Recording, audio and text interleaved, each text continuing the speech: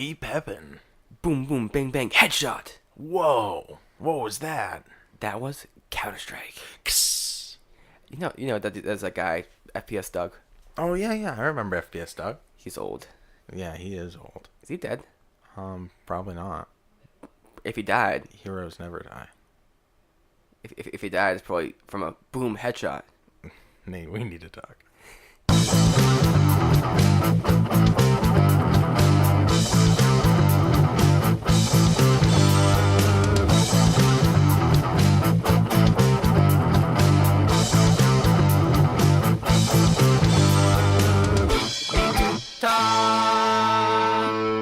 Welcome back. So glad you guys could join us. I am here for the first time in my own house with my good friend Nathan Pepin. How's it going, Pepin?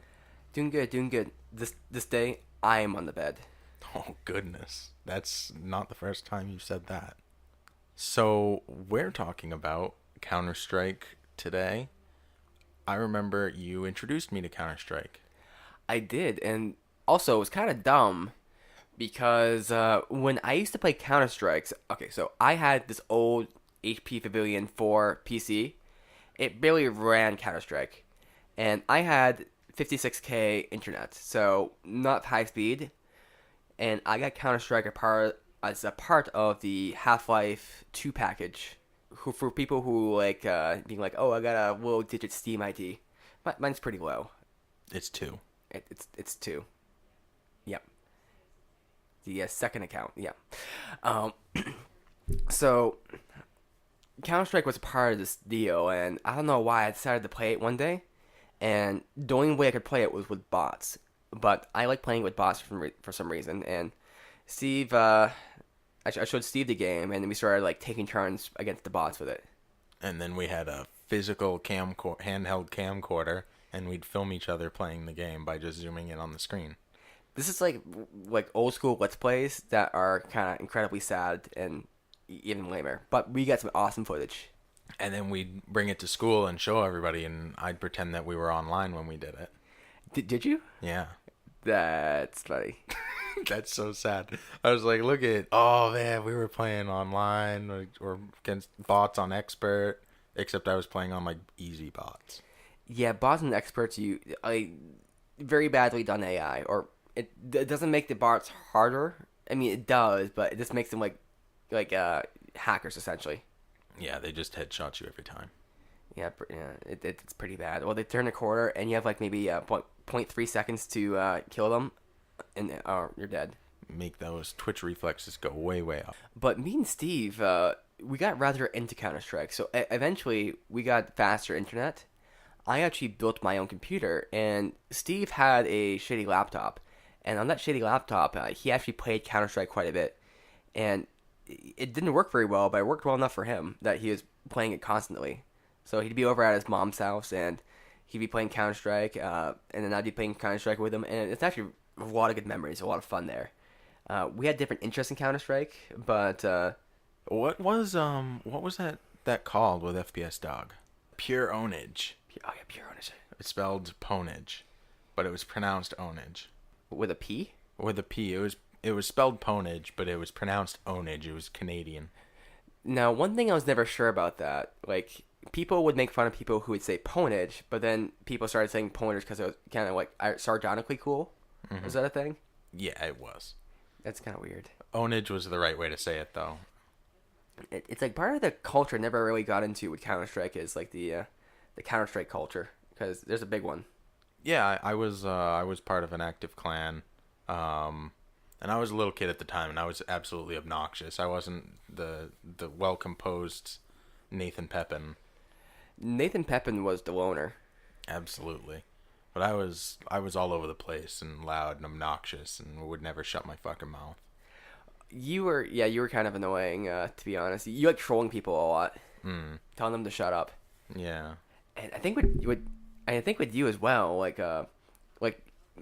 surprisingly, back in the day, Steve didn't have the nice, deep, manly voice that he does now today, and so people would make fun of him for his voice a lot. But then Steven, he's pretty quick-witted and would just make fun of other things for these people, and he'd get them to shut up. It was a double-edged sword. I was obnoxious, and I got kicked out of the clan. Well, they wouldn't accept my application for a long time, and I spent like months and months and months just playing with them, going on their forums, like being an active part of the community.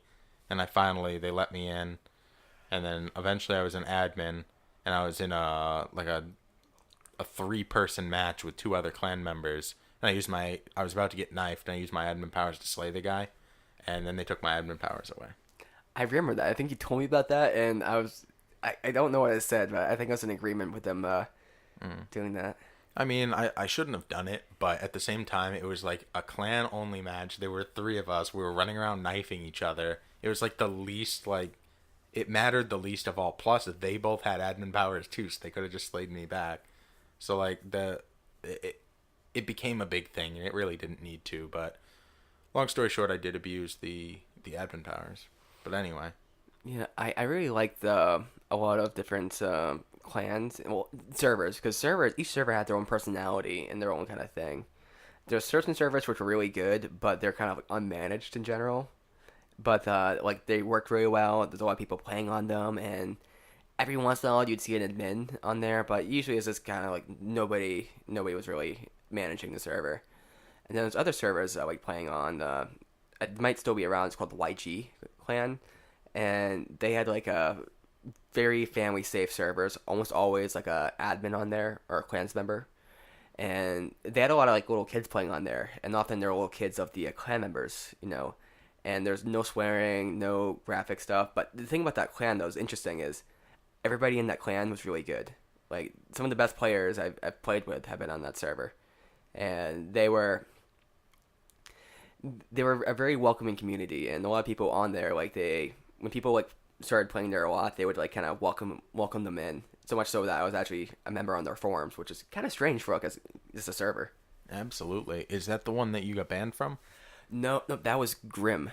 Yeah, I used to play Grim with you all the time. They were really good too. Yeah, Grim. So Grim was kind of weird because they had a few people who were decent on there. They weren't like a real big like clan. They weren't big into the clan, but the clan members they had were pretty cool. Except for this one guy who hated me. I don't know why.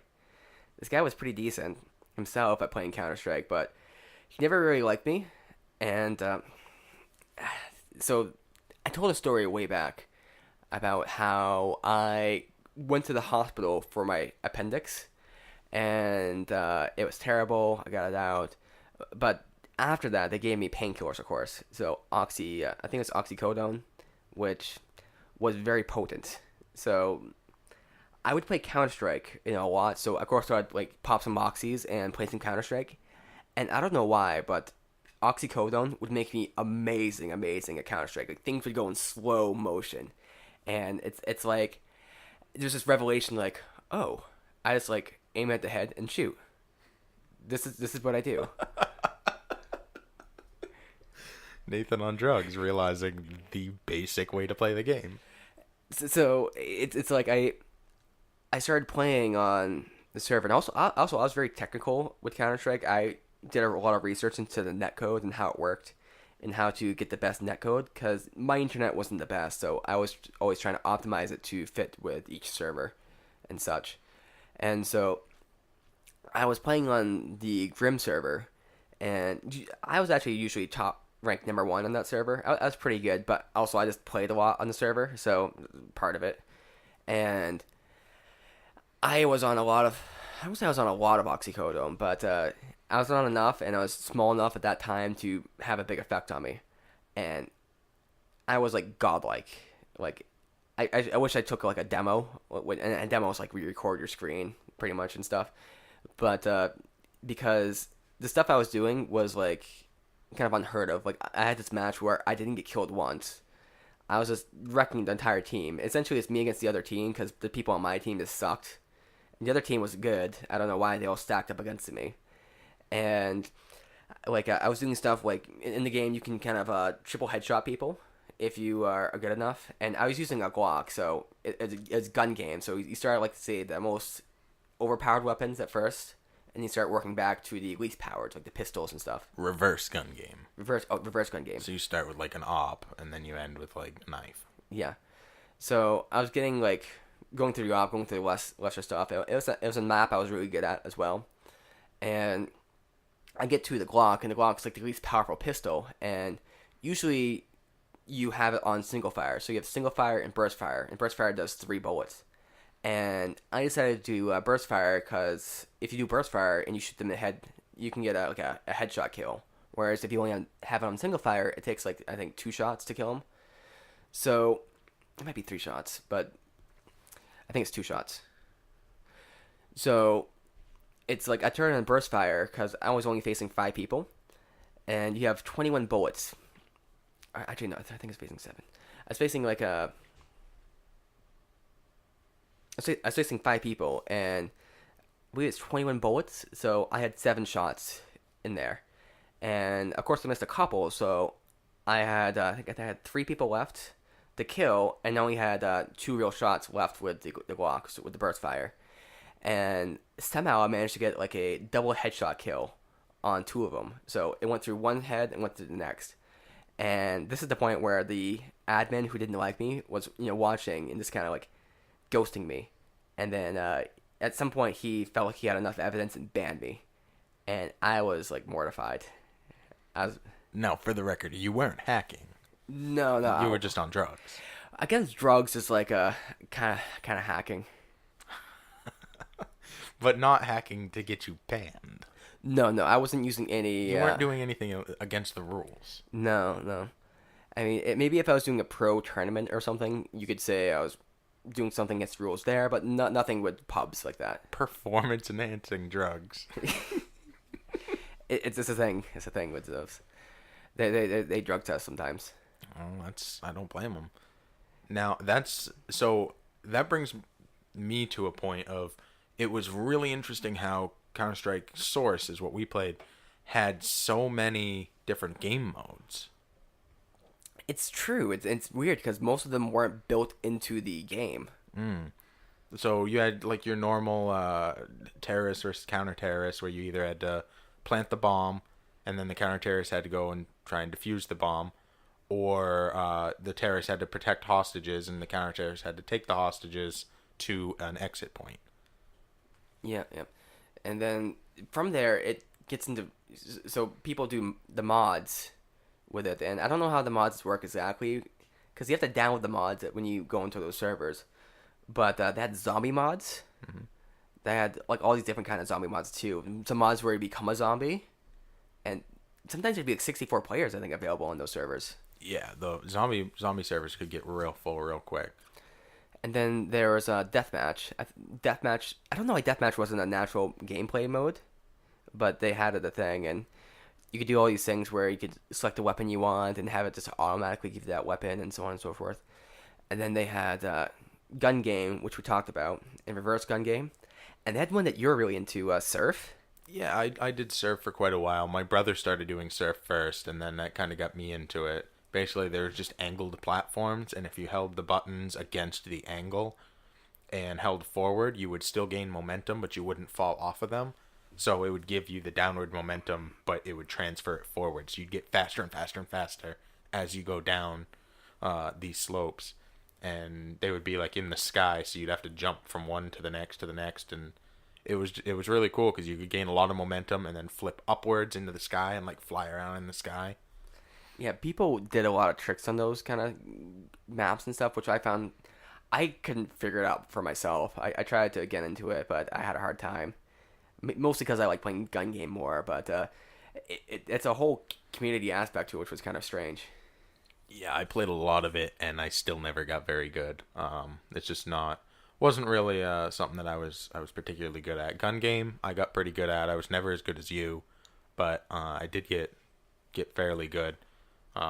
But I was more, here and there. Like sometimes I'd play amazing, and then sometimes I'd play awful. And you were just always very consistently very good.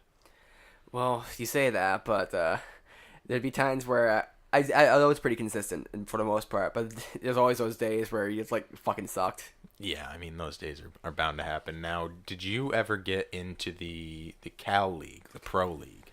I did do some Cal stuff, but I never really got into it, unfortunately. Yeah, same here.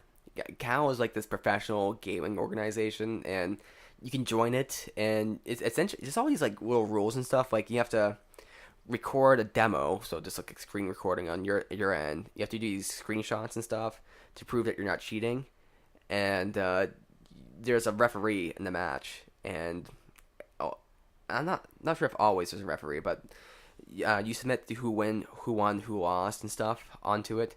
So there's a Counter-Strike game called Condition Zero, and we had a friend who was very competitive into that game, and it wasn't as widely played, so it was easier to be like in the top leagues at that game.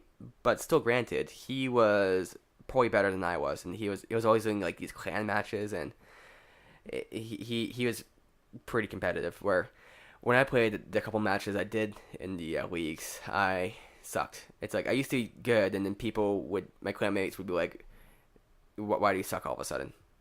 I killed one of my teammates with a grenade. There you go.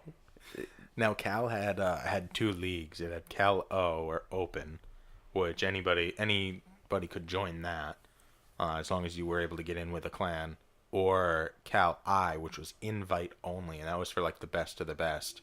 And basically recruiters had to find you and pull you in, or you had to win Cal O or get to a certain rank in order to make it to Cal I. I was in Cal O for a little bit with my clan. The actual story behind that. So the reason that I didn't end up actually playing in any official games is because my internet was awful, and I was playing on that crappy computer. But in the tryouts, we did Dusts 2, and I was on the counter-terrorist side, and my entire team got killed, and their entire team was left. And I think it was like a 3-on-3 or a 4-on-4.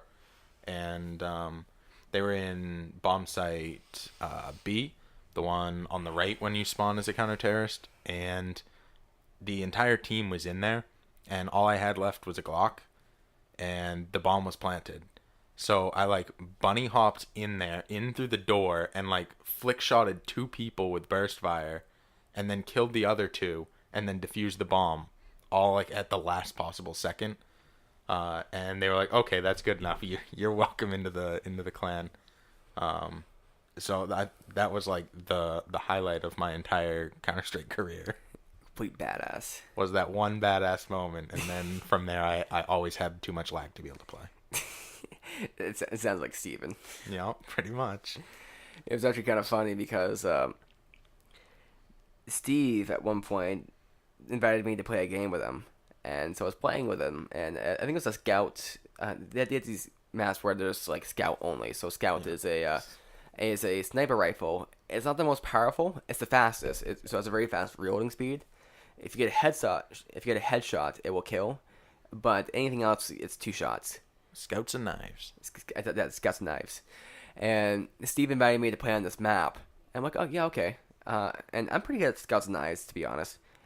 But Steve was amazing, like very, very amazing. Like I'd go out of the little compound and boom, headshots. And this is the kind of map where you like just respawn instantly. So it's not quite deathmatch. I guess it is deathmatch in a way, but it's not like a random scatter deathmatch where you spawn anywhere. It's just you spawn your compound, and it's team deathmatch as well. But it's like, okay, so I go out there again, and I was able to kill him a couple times, but he just killed me over and over again. And then he starts kind of transporting from place to place, and like, what's going on, Steve? And you're like, oh, sorry, I'm lagging a lot. You can't see me. I got all the lag hacks. Yeah, and I'm like, oh, is that why you went from there to there in a second? You're like, yep. Like, huh. Nothing I could do about it. And then so I'm like, that's strange. And then you start headshotting the other person like crazy. It's like, oh, how did that work? Oh, I just saw him like an hour ago, essentially, and it took you a while to see me shoot them. That I'm lagging. I'm like, are you sure? Like, you're like, yeah, I'm sure. And then eventually I'm like, Steve, are you hacking? Was I hacking? You said yes. Oh, well, that'll do it. That's not lag. Well, you're being all coy about it too. Like you're like, yeah, I'm just lagging. Nate, why do you suck? What an asshole. You were kind of an asshole at points. Yeah, I usually was.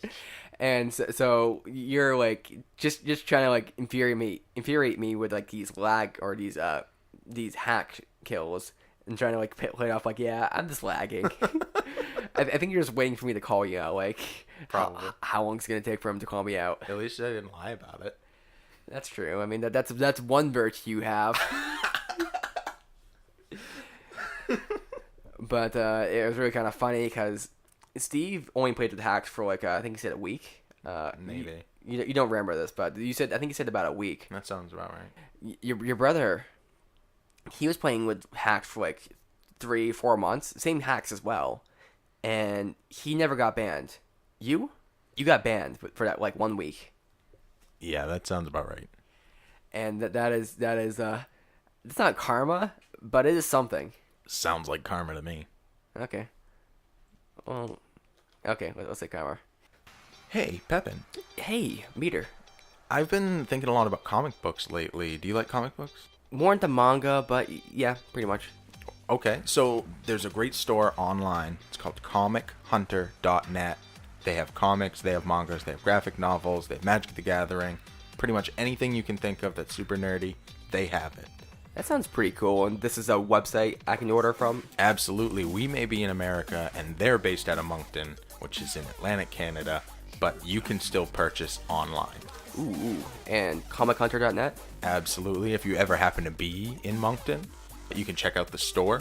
They have Magic the Gathering right there in the store. They have Dungeons and Dragons.